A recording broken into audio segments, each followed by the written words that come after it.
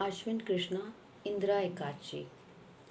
धर्मराज युधिष्ठिर कहने लगे कि भगवान, अश्विन कृष्ण पक्ष की एकादशी का क्या नाम है, इसकी विधि और फल क्या है, सो कृपया करके कहिए। श्री कृष्ण कहने लगे कि इस एकादशी का नाम इंदिरा एकादशी है। यह एकादशी पापों को नष्ट करने वाली तथा पितरों को अधोगति से मुक्ति दिलाने वाली है।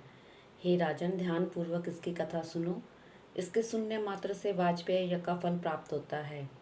पहले सतयुग के समय में महिष्मती नाम की नगरी में इंद्रसेन नाम का एक प्रतापी राजा धर्म पूर्वक अपनी प्रजा का पालन करते हुए शासन करता था।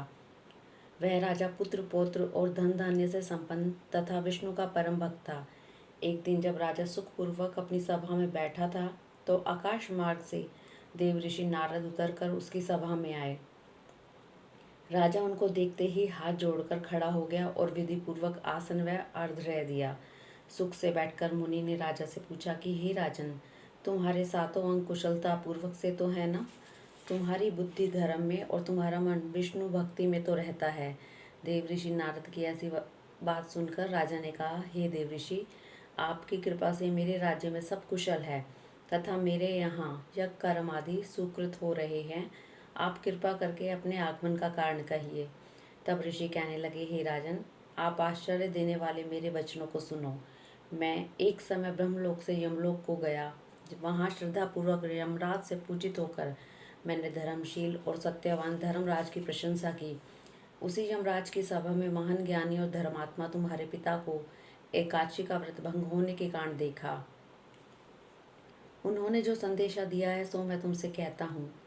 उन्होंने कहा कि पूर्व जन्म में कोई विघ्न हो जाने के कारण मैं यमराज के निकट रह रहा हूँ। सो हे पुत्र, यदि तुम आश्विन कृष्णा इंदिरा एकादशी का व्रत मेरे निमित्त करो तो मुझको स्वर्ग की प्राप्ति हो सकती है।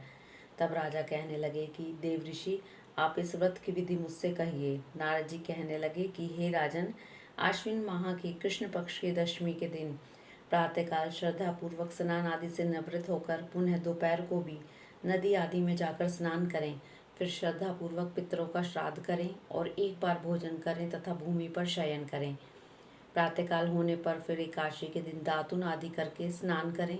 फिर व्रत के नियम को भक्ति पूर्वक ग्रहण करता हुआ प्रतिहार करें कि मैं आज संपूर्ण भोगों को त्याग कर निराहार एकादशी का व्रत करूँगा।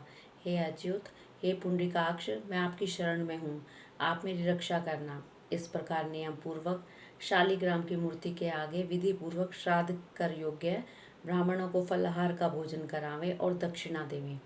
पितरों के श्राद्ध से जो बच गए उसको सूंघकर गौ को दे तथा धूप दीप गंध पुष्प नैवेद्य आदि सब सामग्री से ऋषिकेश भगवान का पूजन करें।